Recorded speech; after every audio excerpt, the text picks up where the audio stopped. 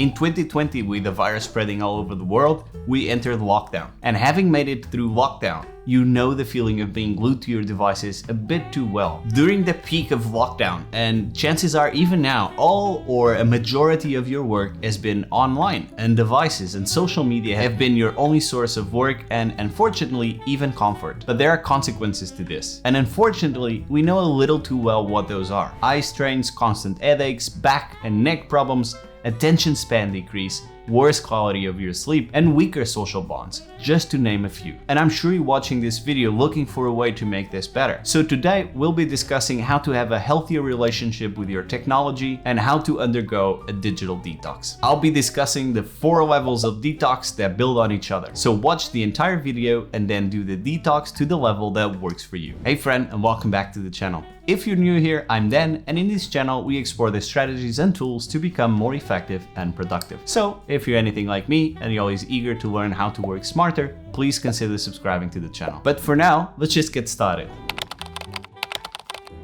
Welcome to level 1 of the digital detox. This level is intentionally simple and includes steps you can implement immediately. And once you have followed through with all the suggestions at this level, not only will you be a dance certified white belt, but your life and relationship with technology is going to be a lot easier. So let's dive in, and we'll start with your computer. The first thing you'll be doing is essentially taking out all the trash. First, you're gonna uninstall all the apps and programs you haven't used in a long time. Those take up a lot of space on your device and an unnecessary distraction. And then you're gonna want to do this on your phone as well. Next, you're gonna remove all the files and programs from your desktop or apps from the home screen on your phone and start using search instead. The desktop is a good place to find your files because with time it gets cluttered up beyond help. And today, with search being so powerful on the computers, on your phone, you don't even have to have all your files in a place where you can immediately access them. And in the same spirit, you want to revisit the bookmarks on your browser. The websites that you normally save on your bookmarks bar are the ones you're going to visit more often. So my recommendation is to remove infinite scrolling websites from your bookmarks bar. So congratulations, you've made it and you're done with the big bits in the computer arena. So now I'll leave you with a good rule to follow while detoxing, which is to eat lunch anywhere else other than at your desk. Your desk is made to work, not to eat. And also, checking your phone while eating is also cheating. Trust me, food is way better than Instagram. Alright, let's move on to the phone.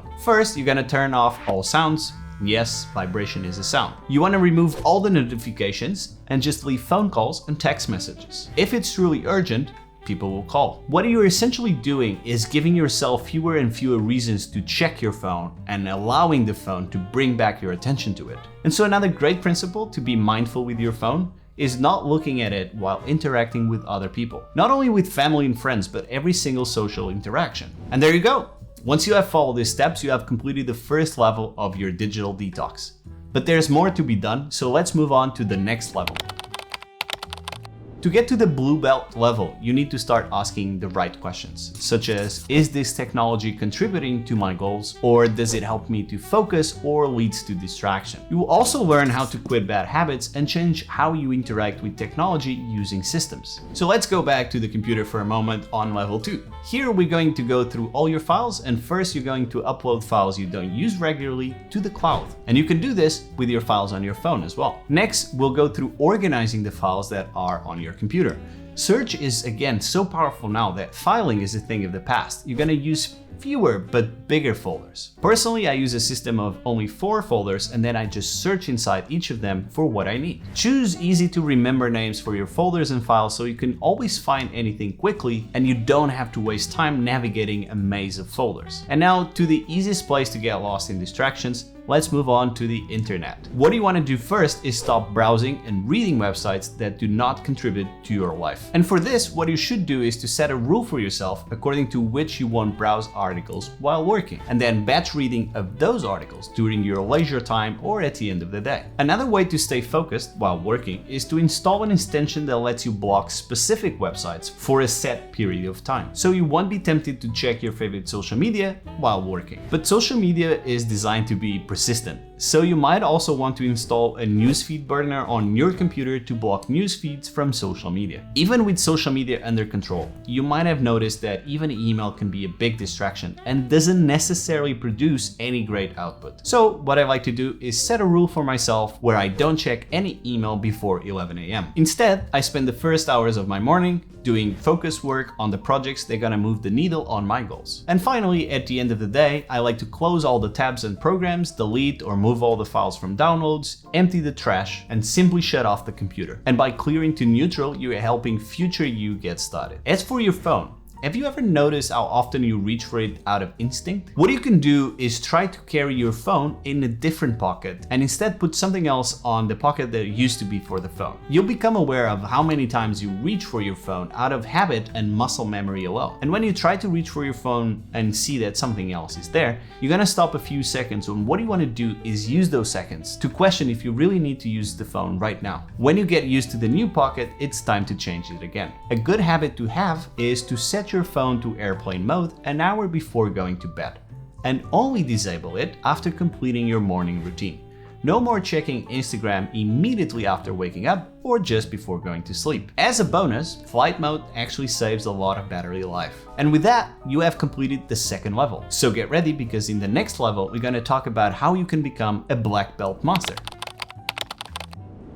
You are now ready to prime time. To become a black belt master, we'll rewire your brain with new habits that will change your relationship with technology. Level 3 of your digital detox journey is all about adjusting your defaults and becoming a better gatekeeper of what you allow in your life. So we'll start very simple, and the first thing I recommend is to always use full screen. Most apps today offer full screen mode, a perfect way to block out distractions. A simple tweak, but it works wonders. And on the same line, limit yourself to one screen at a time. No more watching Netflix while at the same time browsing Instagram. Now to the bigger steps. Use a website blocker to block websites for a specific time. What I like to do is during work hours, limit the websites that I know are gonna distract me. And then when I finish my work, I can let myself be distracted by those websites once again. You're becoming a black belt now, so you're going to have to do some things that might make you a little uncomfortable at first. You're going to have to train other people to respect your productivity, work, and time